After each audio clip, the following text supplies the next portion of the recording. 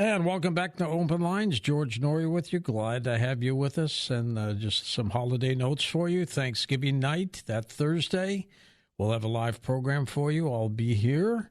And then we will be live on Christmas Eve and Christmas night, which is a Monday. I'll be live for you. We'll have a show for you then. New Year's Eve will be live that Sunday. And then New Year's Day, January 1st, which is a Monday, I'll be live for you that way. So for the full holidays, do what you got to do with your friends and family, or if you're just by yourself, but just get ready at night for Coast to Coast. Let's go to the phones. Eric in Indiana. Hey, Eric, welcome to the show. George! There you are, old boy. How you been? All righty. This is Eric, the mind control guy. I think a few folks have probably heard me before. Yes, sirree.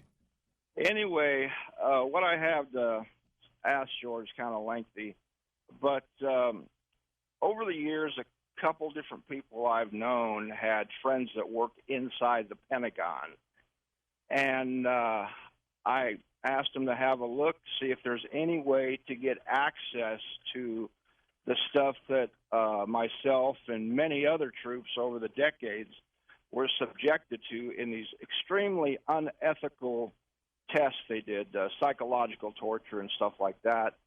And the last one who checked in for me knew somebody inside the Pentagon, and the individual was pretty scared. And what they found out was to get access to the records of the stuff that happened to myself and others in the mind-altering research study, Project Whale, Project Zombie, all that stuff, said you had to be an '06 or above with need-to-know clearance. And what I was wanting to know is, are they ever going to stop hiding behind classified? And even with, say, a congressional investigation or vote, or if the sitting president, whoever it is, says, enough of this classified nonsense, open it up, let's see it, are we ever going to get a chance to see what it was that they did to our troops so many years ago in the psychological torture test?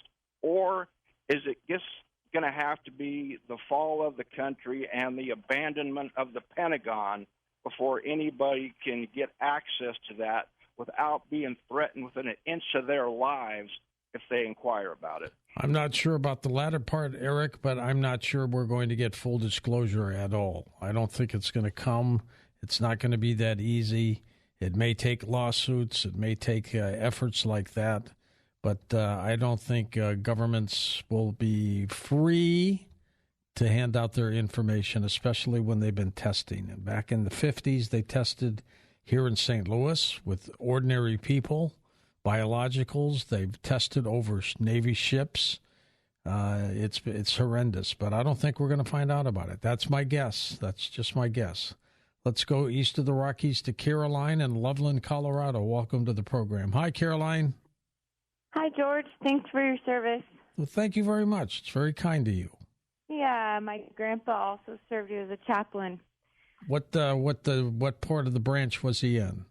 He was in the Army, and he was World War II and in Korea, and he was serving for a long time.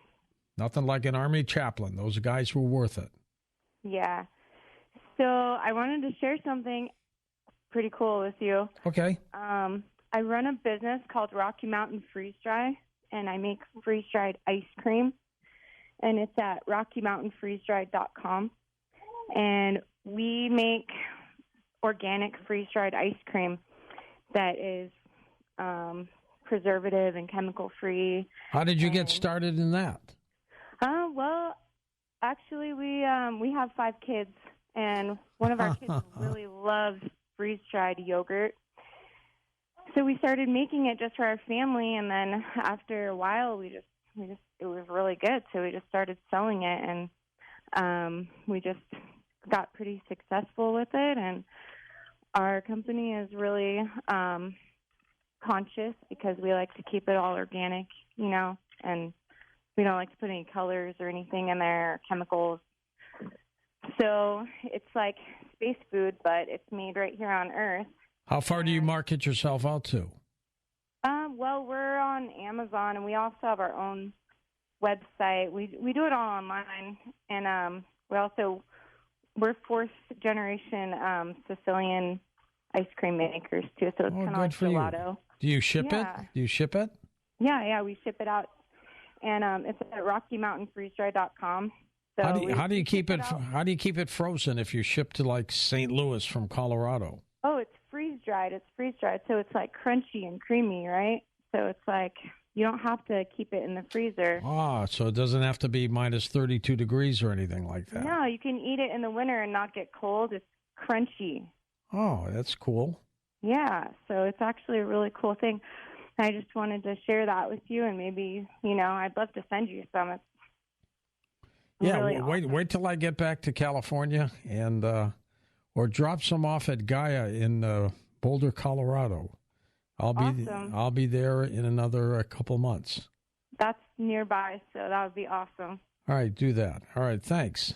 Okay, well, thanks, George. Good luck. Nice innovation, to be sure. Let's go to Brendan in Austin, Texas. Welcome to the show. Hey, Brend. Hey, happy Veterans Day. Thank you, sir. How have you been? I'm doing pretty good. I'm getting over the COVID, and thank you for asking. I'd like to talk to you for a little bit. Absolutely. You're one of our good guys, by the way. Thank you. I appreciate that. I try to keep things interesting and keep it kind of lighthearted. We do talk about serious topics occasionally. And you're very well read. My gosh. Did you do good in school in your day? It's funny you said that because I kind of didn't really do that good. I have like a learning disability. I learn differently than other people. It doesn't mean that I'm like less intelligent. I just learn differently than other people. I was going to put you in the genius category, Brendan. Well, thank you. I appreciate that. I don't know. I mean, hopefully I'll do good in life, right? I'm still pretty young. Absolutely. So what's up? Well, I had a couple things I wanted to talk about. First, I had kind of a Christmas gift. A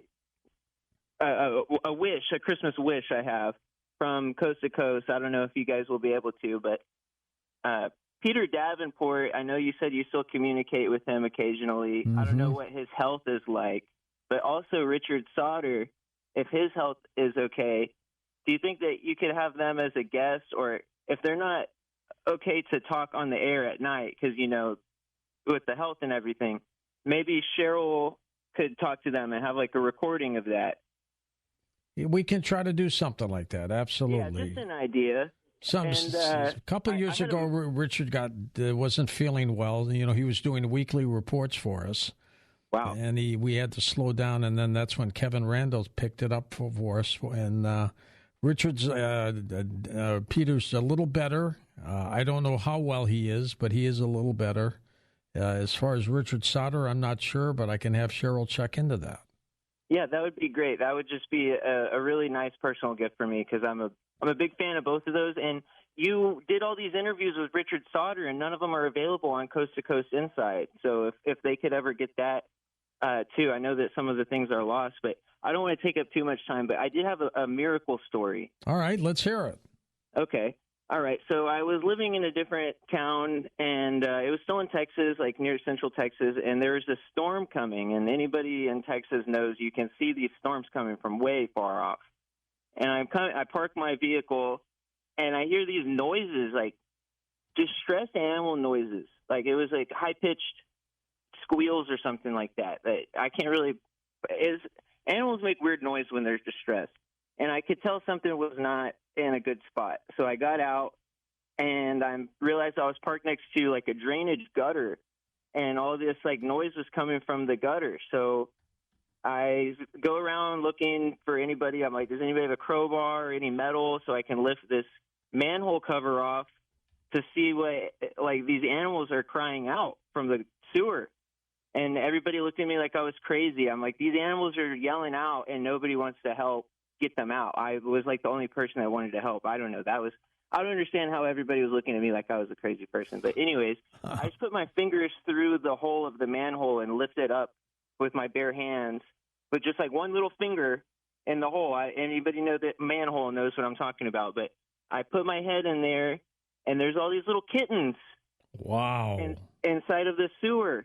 And it's like a square block area. It was a square area that was empty.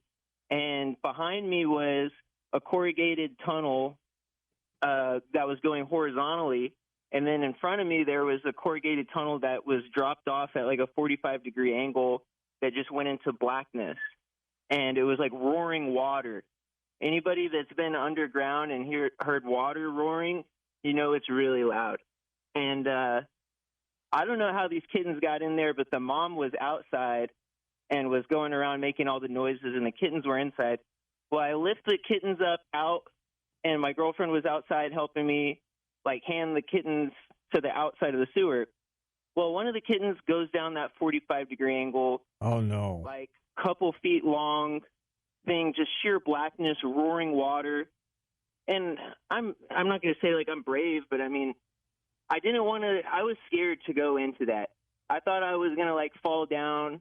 And never come back out. Yeah, and that everybody was going to be lost. And I was like, well, I have this kitten. I'm going to get out and just cut our losses, and we saved some of the kittens. That one, it's going down. There's nothing I can do about it. Well, I start to get out, and I turn around, and this is like 10 feet of concrete. Like, I probably would have had trouble climbing out myself. Sure. Like, and I turn around, and this black kitten is crawling out of the sewer, like the part of the street where the water goes into the sewer. It's crawling up that. How did it get 10 feet up to be able to crawl out? Like, there was nothing in there. Water must have pushed it up there or something. No, there was no water. Nothing. No water. Like, there was a little bit of water, but not 10 feet of water. I would have been underwater down there. Did you grab him? Yeah, we got it out, but I don't know who handed me that kitty. Like, I was on the outside, and the kitty came from the other side. Some angel. Like 10 feet down. Yeah, there's no way. Can a cat jump 10 feet? Maybe they can. I don't know. No, there's no way a cat can, especially a little kitty. Yeah, it was a baby kitty. And we put them on Craigslist because Craigslist was still around back then. We gave them away and adopted them out, give them flea stuff, and they survived. I love that story. As far as where the kitties came from, I think somebody dumped them in the sewer. Yeah, well, or they washed with the water, but I don't know how that cat got out, how the kitty got out. I really don't. So how many total did you save? 2 or 3. Good for you. Yeah, I still have the pictures, and we gave them away. I wanted to make sure that the people I gave them to were, like, good people. I didn't want to. Oh, sure. Craigslist is kind of sketchy. You don't want to give kittens away on Craigslist to somebody that you're not vibing with. That's a good point. Do you check in on the little kitty? No, we just gave them away. But, I mean, I've rescued a lot of animals in the past, and haven't really kept up with many of the ones other than the ones I own. Now, that's a black cat that's going to be lucky for somebody. Yeah, I still have the pictures. I can send you the pictures later. I love it. Thanks, Brendan. Appreciate that. And have a happy holiday. Next up, let's go to Roger in Northern California. Hey, Raj, go ahead. Yeah, hey, good to talk with you, George. You too. I have a story about a miracle, and I also wanted to comment about the Veterans Administration. Sure. I'm a licensed clinical social worker, and I run a program here in Northern California for veterans and the general community. And we're anxiety PTSD treatment center, and we're a community care facility, and we're hooked up with the VA. One of the things about the VA is it's a very complex bureaucracy. When they make payment to facilities in community care, they hand it off to 2 insurance companies before we get paid, and that it becomes cumbersome. And it's getting to the point where they're constantly asking for records, and we're trying to keep up with like 3 insurance companies for every veteran that we have. We don't run into any of that when we're dealing with Partnership or Beacon or Obamacare or any of that. So I just wish they could streamline their bureaucracy, and that's one thing I wanted to comment on. Okay. But one of the things that happened to me when I was in Alaska, as a clinical social worker, I was living up there working in the villages, and I was weathered in Elam. and Elam is a small community outside of Nome, Alaska, in northwestern Alaska on the Seward Peninsula. And I was there for like a week, and I wanted to get back home. And this friend of mine who flew for one of the smaller companies up there, he was in our village, and I flew out with him that afternoon, and we stopped in Brevig Mission, which was another village just down the road, and that was like 200 miles away. But we picked up an 8-year-old boy, and a Nupiat Eskimo, and we flew from Brevig Mission to Nome, and I got off the airplane at Nome, and he asked me, well, I'm going up to Shishmaref, why don't you come with me? And I said, no, I'm behind on my paperwork, and my secretary's waiting for me, and I really have to get back to my office. But I really did consider going up there and going fishing with him, but I didn't do it. And I went to my office, and I was there on Front Street in Nome, and the siren went off, and I couldn't, when that siren goes off, that's pretty serious. And I went down on Front Street, and I was talking to people, and they told me that an airplane had just crashed into a tower. Oh. And that was the airplane I would have been on. Oh, my God. And that was a miracle. I wouldn't be here if that had. And he went back, the pilot, he, of course, died, and so did the boy. And he went back to San Diego, where he was from, and I was one of the escorts of getting him to the airport that day. That's incredible. My mother's sister's brother, so he's my uncle by marriage, his brother died in one of the planes. And his name was Douglas Gowell, Gowell. You can Google that. And he was on his way to business, and wrong place at the wrong time, to be sure. That is something else. Larry in Georgia, east of the Rockies. Welcome to the show. Hi, Larry. How do you do, George? Wonderful. So I always, there's a lot of things I'd like to talk to you about, but my main interest right now was the lady that was on this evening. She kept referring back to the importance of oil. Yes. And oil can easily be replaced, but it's not to our advantage to do so, because of the petrodollar cycle. Are you familiar with this? I am, and we're still drilling in this country. Dannion said we're not, but I think we're still drilling oil, aren't we? It's been put on hiatus, but I'm sure there are still pumps that are pumping. I've seen pumps in Long Beach, California, and in various places in Texas. Some of the ones in California that I've seen were pumping, and that was in the 80s and 90s. But I can't give you hands-on information about most of the pumps in America. Okay, Larry, we're going to have to go to a break, but we'll be back for more on Coast to Coast AM. And welcome back to Coast. George Norrie with you. Special thanks to the veteran who sent us a very heartwarming email after listening to our veterans program tonight. And just thank you for everything you have done, my friend. And it was our honor to do what we did tonight for you. Thank you. To the phones we go. Let's go to Lynn in Orange, California. Welcome to the show. Hello, Lynn. Hello. I was trying to get on earlier with your guest, only into reference to Medicare started a program where it's food is medicine, which is literally going towards the nutrient base is a good thing.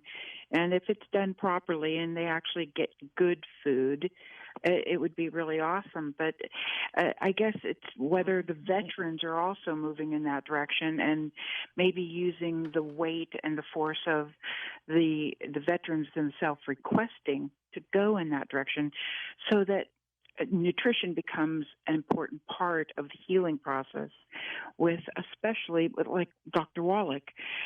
Imagine being able to write those off on your taxes, or that's actually a prescription you receive from the Veterans Administration. What a difference in eliminating inflammation to make the next step of healing more easily attainable. Hopefully that's a direction they'll aim for. I'm going to ask Doc Wallach that the next time he's on. That's a pretty novel idea. So hopefully it'll work. At least it'll be one step closer to improvement, to getting healing faster in the process. Absolutely, Lynn. What was your interest in the vets? Did you have somebody who was in? Were you in? Not to that respect, but my connection is just running a foundation for about 7 years. I got a congressional recognition. Oh, good for you. But it's a pretty easy thing once you actually start to interact and you communicate with that group. It's an easy group to want to help. Thank you for what you do, Lynn. Thank you very much. That's fantastic. Next up, let us go to Tom in Riverside, California. Hey, Tom, welcome to the show. Oh, George, I like that last caller's idea with Joe Wallach. I was thinking that before she said it. I was thinking that she was talking. And that sounds like a sensational idea. It is. It is. Fuchs. And that should be going through. I was more going in another direction with the war, kind of a war over there in Israel. And yeah, what are your thoughts on that, Tom? What do you think? I think we need I'm going to call it a Solomon solution. The two women and the baby, and Solomon had to make a decision. And what was it? Cut up the baby, and then the real mother said no, and so they give the baby to the other woman. That's right. Yeah. So he knew. He knew.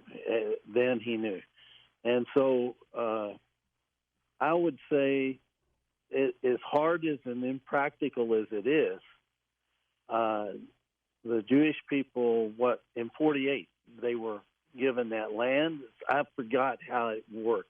You probably know. But I think that they need to, as hard as it is, for the good of them, the Palestinian, not just the Palestinian, but all those people in the Jordan, Syria, and so on, and for Israel as well, to divide them in distance, I'm talking. Move those people out. It's both of them claim that land, right? Yes. But they need to separate for the good of the world, and they're not going to buy that, of course, but that'd be like asking the United States to move somewhere. But to do that in such a way that they could both, partake in that land, because they still have pilgrimages for, their religion, right? So that they had access to it, but enough separation and enough money, like we're spending, hundreds of millions of dollars in Ukraine and over there as well. Spend the money to help rather than to kill each other. We're spending money for these people to kill each other right now. But if we could spend money and facilitate this on another land to whoever hosts that and move them enough separation there, however that would work, it would be complicated. But that might work out to where they both could live in peace, because they're never going to live in peace right next together. It's not going to happen. No, unfortunately. And what happened in 1948, after the war and the Holocaust, a British declaration called the Balfour Declaration became the world's law, forming the nation of Israel, which was necessary. It had to be done. But in the process, they forgot about the Palestinian people. They forgot about its Holy Land, which shares the Holy Land with Israel. And it's never been the same, ever. And they should think of a some kind of resolution. Sometimes I thought we got close, but it never really happened.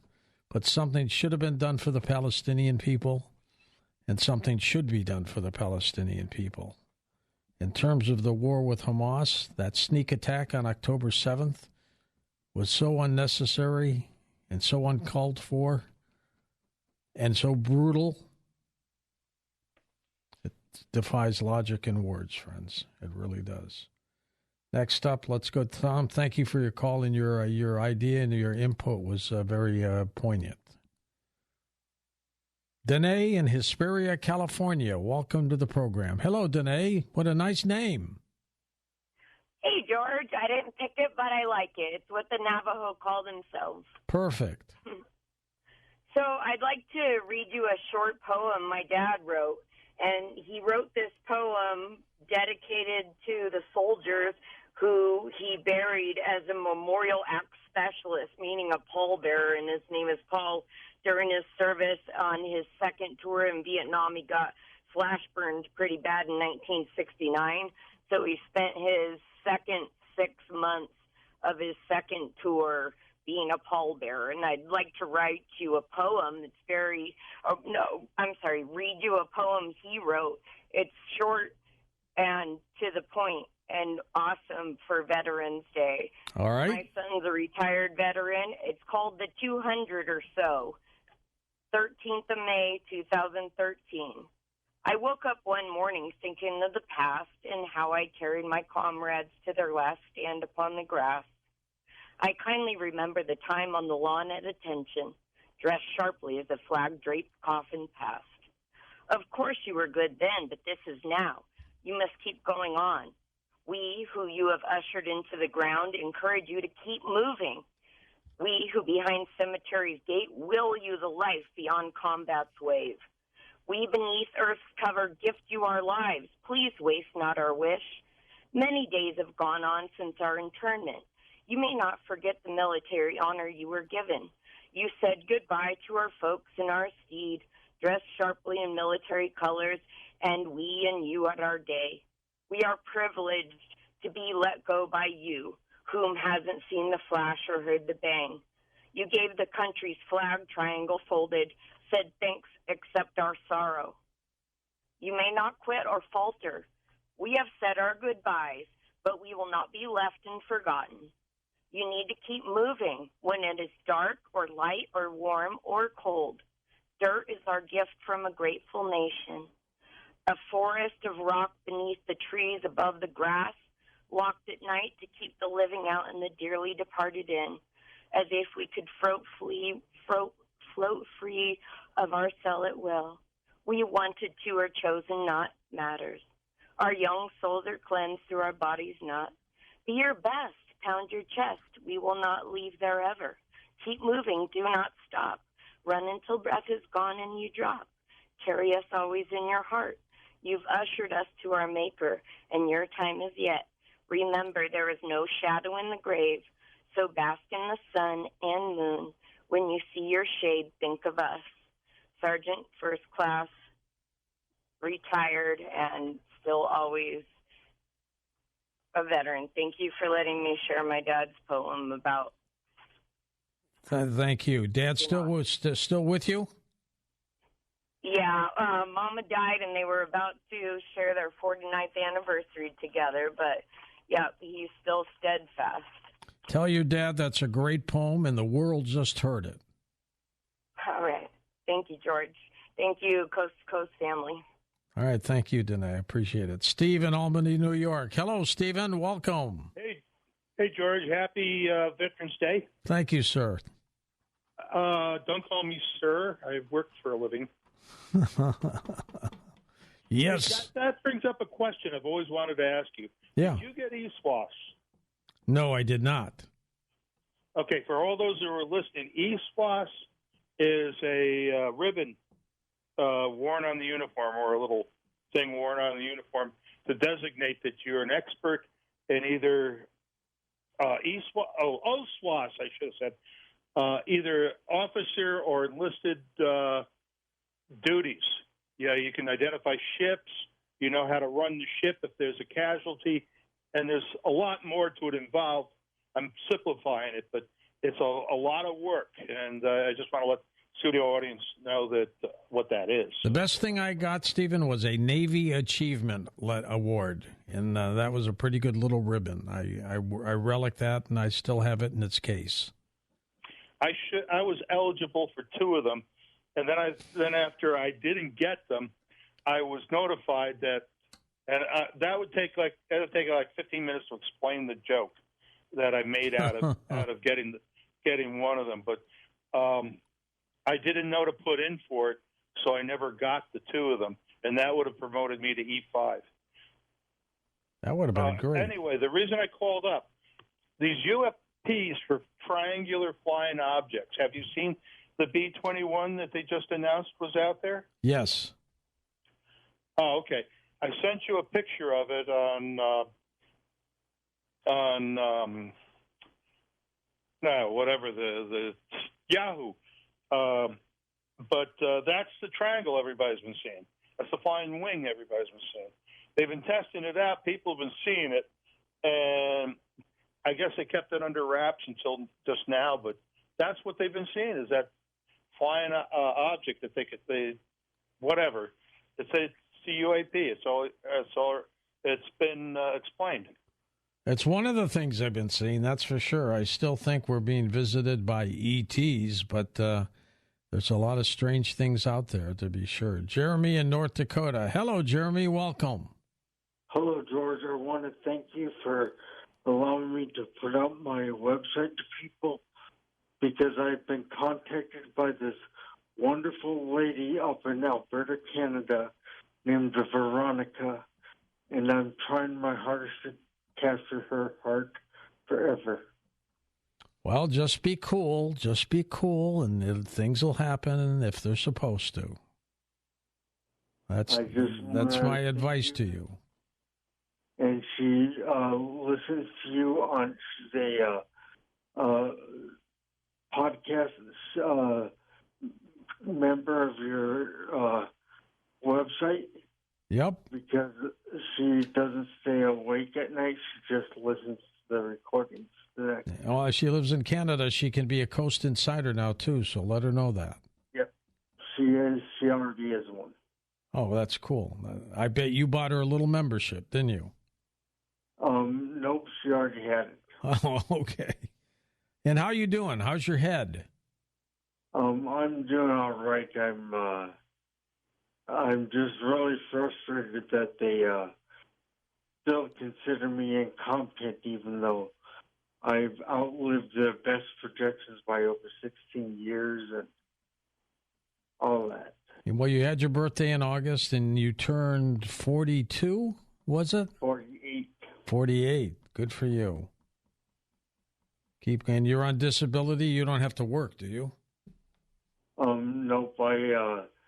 I'm on SSDI, and I also live off of 2 of the annuities I received from my tragic event. And how's that 45 million shares of stock you own? It's 43 million, but it's actually has the ask price of it has increased 1,000%. So it's now selling at 0.000001, right? No, 0.00002. Oh, I'm sorry. It was off by a digit. But it's projected by the end of December to be selling at over $43.32 a share. I'll go for it. And stay healthy, my friend. That's Jeremy, as many of you know who listen to the program quite regularly. He's been in a coma for a couple months. Years ago, doctors said he never would be the same, and he's bounced back and has done a tremendous job. And as he just told us, he's 48 years old, had his birthday in August, and is doing quite remarkable, to be sure. That's fantastic. It truly is. And we're going to take a break shortly and come back with more open lines on Coast to Coast. And I want to thank everybody who participated in our Veterans Day program. Veterans Day, of course, is Saturday, but Tom and I decided, hey, let's do it on Friday night with Dannion Brinkley and take advantage of that. We've had Dannion on for 20-some years, and let's do it, and we did. And we got flooded by emails. They still keep coming in from you vets. So thank you. And it's our honor, by the way, to do that. And as you know, during our live stage shows, we always honor past and present veterans with our little stage rendition and announce you to the crowd. And that's very emotional. It works. And I'm dedicating this show to all of you, including my father, who was a World War II veteran who passed away some time ago. Back with more Open Lines in just a moment on Coast to Coast AM.